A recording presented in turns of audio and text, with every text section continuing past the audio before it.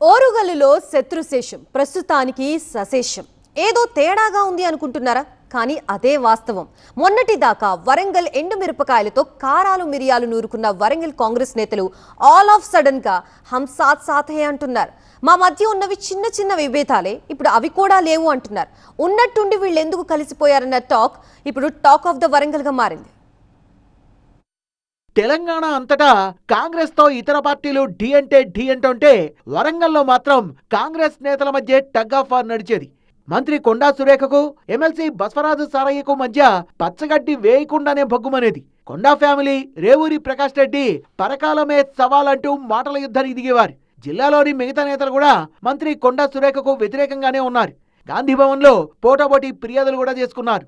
మీసాలు మెలేయడం, తొడలు కొట్టడం, అబ్బో ఆ రచ్చ మామూలుగా ఉండేది కాదు.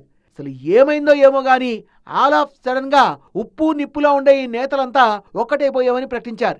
వరంగల్ పశ్చిమ MLA Nayani Rajender Reddy camp office లో తేనీటి విందుకు మంత్రి కొండా సురేఖ సహా వరంగల్ జిల్లా పరిధిలోని ఎమ్మెల్యేలంతా హాజరయ్యారు. కడియం శ్రీహరి, రేవూరి ప్రకాష్ రెడ్డి, కేఆర్ నాగరాజు, గండ్ర సత్యనారాయణరావు, మురళీ నాయక్ విందులో సందడి చేశారు. వీరితో పాటు బసవరాజు సారయ్య, టీపీసీసీ మహిళా అధ్యక్షురాలు ఎర్రబెల్లి స్వర్ణ, 5 డీసీసీలు హాజరయ్యారు.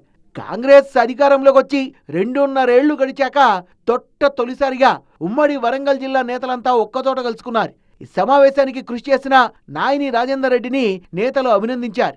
తేనీటి విందు తర్వాత మంత్రి కొండా సురేఖ బిగ్ స్టేట్మెంట్ ఇచ్చారు. రాజకీయాల్లో శాశ్వత మిత్రులు, శాశ్వత శత్రువులు ఉండరని ఈ భేటీ సరికొత్త సాంప్రదాయానికి నాంది అన్నారు. గతంలో ఏవైనా చిన్న చిన్న పొరపొచ్చాలు ఉన్నా కూడా అవన్నిటిని కూడా వదిలిపెట్టి ఈ రోజు నుంచి అందరం కూడా కలిసికట్టుగా మరి పార్టీ అభివృద్ధి కోసము, జిల్లా అభివృద్ధి కోసం కూడా కలిసికట్టుగా ముందుకెళ్లాలని చెప్పి ఈ యొక్క కార్యక్రమాన్ని నిర్ణయించుకున్నాం. ఇక ముందు ఇట్లాంటి మీటింగ్స్ ఒక్కొక్కసారి ఒక్కొక్క ఇంట్లో జరుపుకోవాలనేది కూడా ఒక ఆలోచన చేస్తుంది. ప్రతి పార్టీలోనూ నేతల మధ్య భేదాభిప్రాయాలుంటాయన్న నాయని రాజేందర్ రెడ్డి ఉమ్మడి జిల్లా నేతలంతా ఇప్పుడు ఒక్క తాటిపైకి వచ్చారన్నారు. చిన్న చిన్న భేదాభిప్రాయాలు అంటే అభిప్రాయ భేదాలు ఉండవు. గతం వాటన్నిటి కూడా మర్చిపోయి పార్టీ నిర్మాణానికి అభివృద్ధి గురించి తోడ్పాటు ఉండే విధంగా ఒక మంచి వాతావరణం గురించి ఏర్పాటు చేసుకోవడం జరిగింది. ఇవాళ ఇక్కడ రేపు ఇంకోవారింట్లో ఇక్కడ కూర్చొని ఇది జిల్లాని పార్టీని ప్రతిష్టం చేయడానికి ఈ యొక్క ముఖ్య ఉద్దేశం ఇలా వేరే లేదు.